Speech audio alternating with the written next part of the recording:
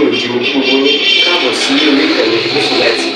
Mo kí yín pé ẹ káàárọ̀, ẹ káàsán, ẹ káalẹ́ ní gbogbo tẹ́lá tí ń láǹfààní láti máa wò ìkànnì Mufty.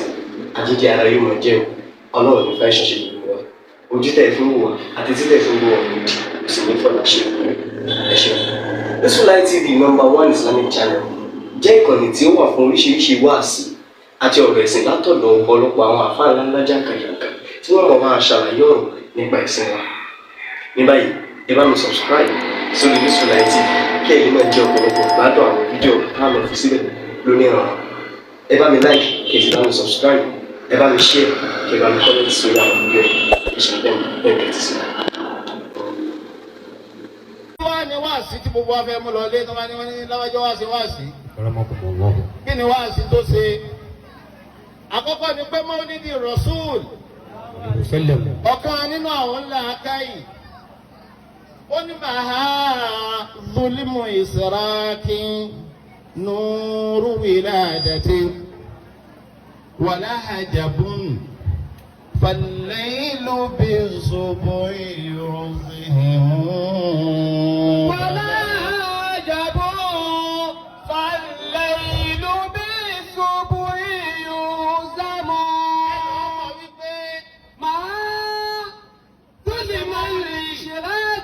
Mawlidi Annabi wa Muhammad maha zulmu ìdíraki tó fẹ́ parẹ́ náà ní ìwà jẹ́gẹ́jẹ́gẹ́ àwọn àbòsí ẹbọ kọ̀wá sẹ́bọ mọ́ lásìkò wa lágbègbè wa ní ọ̀bá rẹ̀ bọ nísìnyí ó dókè lọ́wọ́ àmọ́ zulmu ìṣiraki maha zulmu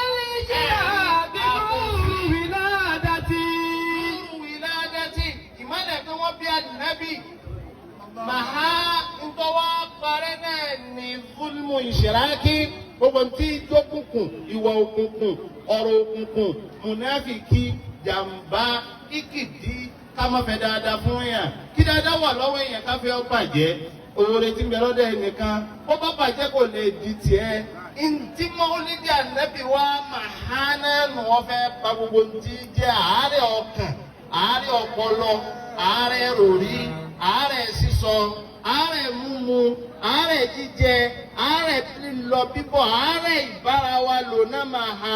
tó lè má lè ìṣẹ̀ra kìlú wíìlà dàtí. ìtọ́lá ń fi dá bíbí Ànábì kalẹ̀ kọ́ mọ́ bá a parẹ́ ni. káwọn ìwà tá Ànábì hù ká lè máa sọ fúnra wa kó máa jẹ́ ìrántí kó máa jẹ́ ìsítí kó máa jẹ́ ìkìlọ̀ fún wa. Ẹni tó jóbìnrin yóò rẹ̀ kọ́ mú lára Ànábì, ẹni ọjọ́kùnrin yóò rẹ̀ kọ́ mú lára Ànábì, ẹni ọjọ́ máa kéwú yóò rẹ̀ kọ́ mú lára Ànábì, ẹni ọjà àfáà yóò rí i mú. Áyà kan wá ń bẹ tọ́pa gbogbo wa pọ̀ tá a gbọ́dọ̀ kíyèsí kí ni áyà náà. Áyà náà ni Ọlọ́run sọ̀kalẹ̀ fún Ànábì pé òun sì lè há fún wa. وأمر بالعرف وأعرض عن الجاهلين. خذ العفو وأمر بالعرف وأعرض عن الجاهلين. àtẹni tó fẹ́ Ànábì àtẹni tí ò fẹ́ Ànábì ni wọ́n máa wà wòkọ́ sí ìwà lára Ànábì. kí ni ìwà tọ́lọ́ ń bọ̀ Ànábì náà ni ó sì lè àfọ wa Ànábì àmọ́ mójúkó. وأنا أعفو من ظلمني. ẹni bá ṣàbòsí fún Ànábì Ànábì oníwó bẹ̀. tẹ́bárẹ̀ yẹn kọ́ máa sọ púpọ̀ mọ́ bá ṣàbòsí fún kò sí núrù Ànábì lára ẹni. àdámà ni sunnatul kauniyya ni pé kí wọ́n ṣàbòsí fẹ́lẹ́ rire. ẹ̀bọ̀sẹ̀ olórí ikú efẹ́ràn olórí ire ó ti pẹ́ kìí ṣèṣin. aláìmọ̀kan ò ní fẹ́ràn òní mímọ̀. òpùrọ́ kan ò ní fẹ́ràn olódodo, oúnjìbìtì ò ní fẹ́ràn olóòótọ́. súnà tọ́lọ́ ni Ọlọ́run wá ní òun sì là fún wa, òun ni wáàsí tó ga Ọlọ́run yọ lára bàbá Mufty àwọn fi fẹ́ràn wọn. ẹ wo èébú wọn òkú Mufty tán wọ́n bú wọ́n fẹ́ bà bíbí ẹ̀ jẹ́ wọ́n fẹ́ bà á ló kọjẹ́. wọ́n pè ló lè kó sí tí wọ́n fẹ́ pè é tòun ti fẹ́ sọ́dọ̀ ń dúró ni àmọ́ ń tó wá jẹ́ wá sí àgbà ni pé ó sì là fún wa bí wọ́n bá ṣe ń kú tó òun sì ṣe dáadáa fún wa. wọ́n mú ibi tábà ní kí ló jẹ́ ọ̀rọ̀ fọ́ gbogbo yẹn ní máa ní tí ó jẹ́ fọ́ ẹlòmíì ń fọ́ nítorí owó ẹlòmíì ń fọ́ nítorí iyì ẹlòmíì ń fọ́ nítorí àṣírí ẹlòmíì ń fẹ́ nítorí nǹkan míì torí gbogbo ẹ̀ náà lọ́nà ń bọ̀ mú tọ́lọ̀ ń bá fún yẹn ara wọn tí ó fẹ́ ojú owó ẹ̀ lára rẹ̀ wọ́n bá fún yẹn láṣìírí àwọn ẹlẹ́ni tí wọ́n àṣírí kìí débi tí ń pa àwọn èèyàn yìí àwọn èèyàn níbi àṣírí gbogbo gbèsè ayé tí ń dàbí ẹ̀rí àwọn èèyàn wá dà gẹ́gẹ́ bí ẹni tí ń wúkọ́ ń bí ebi ó wá lẹ́ni tí ó fún láṣìírí ọlọ́bẹ̀ àmọ́ wàláhì tá a fi fọ́ ni wípé kọ́lọ̀ wọn sọ̀rọ̀ fún yàn kọ́pọ̀ tó bá wọn sẹ́yìn ni mufti kọ̀mẹ̀sí fi ni mufti ta ẹni wọ́n sọ sí tí ò ní rí wí ó bu mufti kò ní bú ọdí tí ẹ ó tún wá dùn ọjọ́ èyí tí wọ́n bú lọ ọ wá ní ó sì làáfù wa ọ̀dà mo fi yá ọlọ́run tó sọ̀rọ̀ fún mi. wọ́n mú bìlì irú ẹni bẹ́ẹ̀ yẹn máa fọ́ fún un ní lọ́lọ́run sọ fún ànábì pé ó sì làáfù wa wà mọ̀rẹ̀bẹ̀ lọ́rọ̀ fi wà á rí di àníjà ìlí. ó ní pé àwọn atọ́kọ̀ọ́nú ẹni ó yẹ kí rẹ̀ bá ń sàárẹ̀ ò ní sinmi wúwa àárẹ̀. الإعراض عن الجاهلين والسفهاء ìrọ́dù alẹ́ jẹ̀hìlì kéèyàn kúrí kúrò lọ́dọ̀ ẹni tá a rẹ̀ ń bẹ nínú ọpọlọ rẹ̀ aláìmọ̀kẹ́ ẹlòmíì ẹ̀rọ kó ní mímọ̀ ni o kìí so mímọ̀ o ẹni tí ó mọ̀ tó máa ti ń ṣe tí ó dà lọ́la ó ń bú yàn wá bí mí ẹni ó ń bú yìí tó bá di lọ́la kí ló máa wí ọ̀làfẹ́ dé pọ̀pẹ́ ọmọdé àbí ẹ̀jẹ̀ tó bá yọ ọmọ ara ẹni síbi ẹ̀fọ́ bínú ìjà tí ń bẹ́lẹ̀ náà láfi sọ́wọ́. so ìrọ́dìl jẹ̀hìlì kéèyàn gúnrí pò lọ́dọ̀ òmùgọ̀ èèyàn tí bàbá sì sọ wípé wọ́dọ̀lá ló ń fi máa mú mùhùlẹ̀kọ́ tí nàmá lè jà ló ń dọ̀lá lò. wà á ti máa mú ìmúlìkà tí. àlìjáàlù àìmọ̀kan ó dẹ̀ máa dún lọ́dọ̀ onímọ̀ ẹlòmíì bẹ lẹ́yìn kọ́ sọ pé ntọ́lọ̀ ń wí nílẹ̀ ẹ̀dí làákà yìí ń bẹ̀ tó bá ti yàtọ̀ sí ntọ́lọ̀ ń wí ní tàǹdàbí wí tó bá sọ̀rọ̀ ara rẹ̀ mà kó mu gbọ́ ayé àti tọ̀run ni. tó ìrọ́dùn jẹ̀hìlì ìjẹ́ wá kú nípò lọ́dọ̀ aláìmọ̀kan. wọ́n ṣùfàhà. yẹ́sẹ̀ pẹ́tọ̀ lè ti èbó ó gbé èbó àmọ́ èbó rẹ̀ ọ̀yọ́ kù láláìmọ̀kan ó lè sọ lárúbáwá ọmọ ti fún tẹ̀dọ̀ lárúbáwá sọ́kófin ni tí wọ́n ń kọ́ ọ̀yàn tí wọ́n gbé kalẹ̀ pọ̀ mọ́ làákàyè. ìrọ́dùn jáhìlì ìhìnà kí ẹ wá gúnrí pò lọ́dọ̀ àwọn aláìmọ̀kan. wọ́n ṣùfàhà. wọ́n ṣùfàhà àtàwọn òmùgọ̀ èèyàn. ìdáka tọ̀búhù bímá láyé líkù mínà ìkáwì. ìdáka tọ̀búhù bímá láyé líkù mínà ìkáwì. kò sẹ́ni wọ́n lè sọ̀sọ́kúsọ sí. má láyé líkù ni ẹ wò. mẹ́lá yẹ̀líkú ìbọ̀ kọ́ sí nínú ọ̀rọ̀.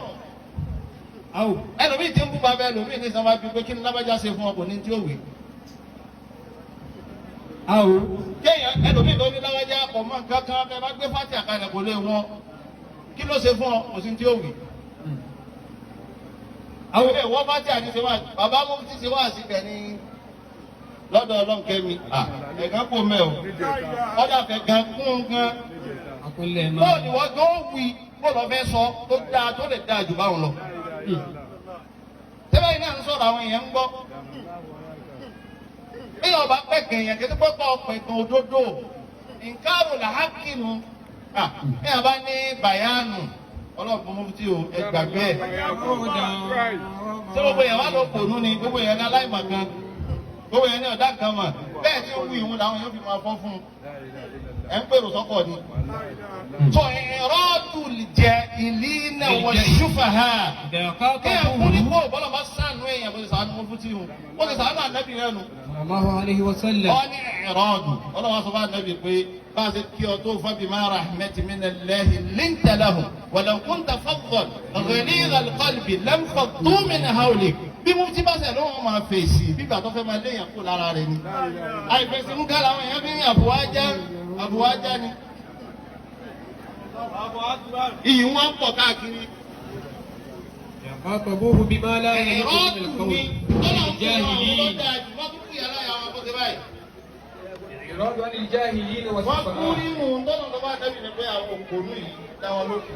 أو آملوه بما لا يحصل من المعاملة wọ́n bá wọn lò pẹ̀lú àìjá tí wọ́n ń فيحتمل هذاهم tó fi wá di aláburú wọ́n ti jáláburú. ولا يلتفت إلى ما قالوا أو فعلوا láyé tẹ́fìtì má bẹ̀jú wo ìlànà kọ́ọ̀lù àwòfáàlù. ǹjẹ́ ìyá bá sọ ń gbà mí àti tó ṣe àìwò ń gbà mí. ولا يعامله ó ṣe nígbà tó بالمثل gbọ́ ni ó ṣe nígbà tó rí. ẹ wò bàtà náà sọ kí la sọ níṣẹ́ àrí múfútímútí ò rí wa. òdodo làwa sọ ti wá bó sì ti hàn sí wa. kò sí tí wọ́n fẹ́ wí àwa ti wá rí i pé ẹ dákun ẹni ó bá ń kú àgbàlagbà. àwọn bàbá tó jásí pé àwọn ọ̀gá lórí ire ayé wọ́n ṣe sórí ire yìí.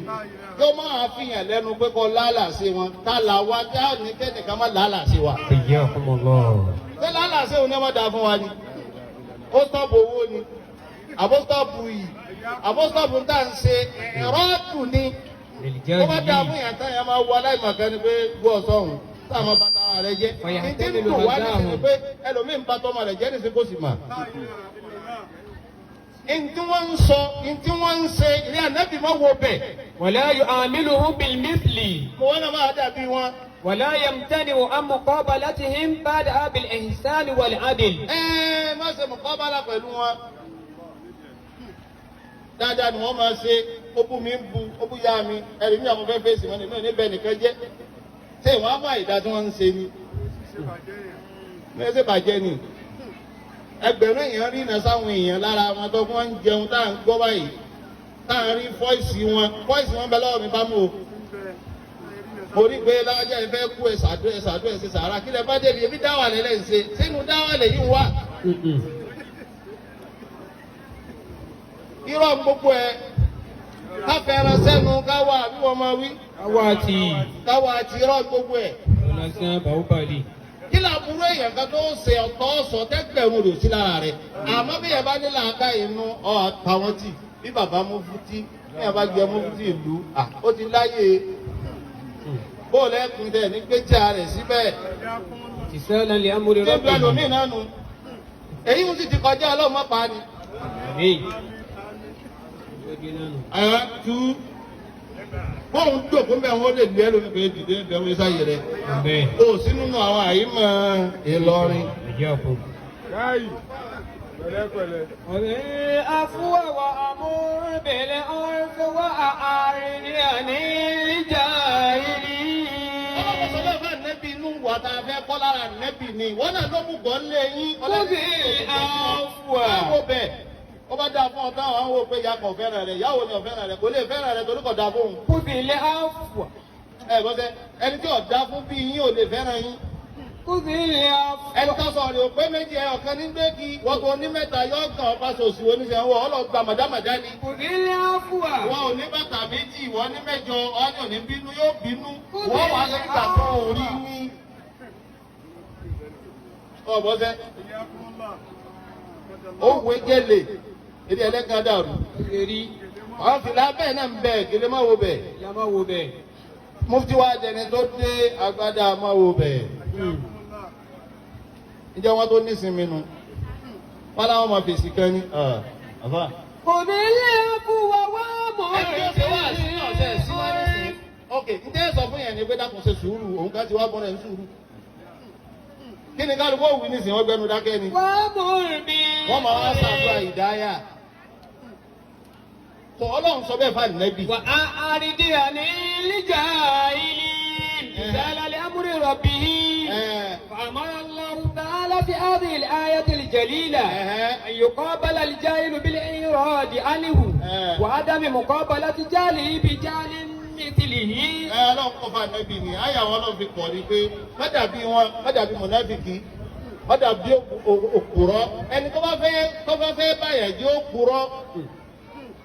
ìtẹ́ni wo òṣè náà ni ó fà sí lọ́rùn.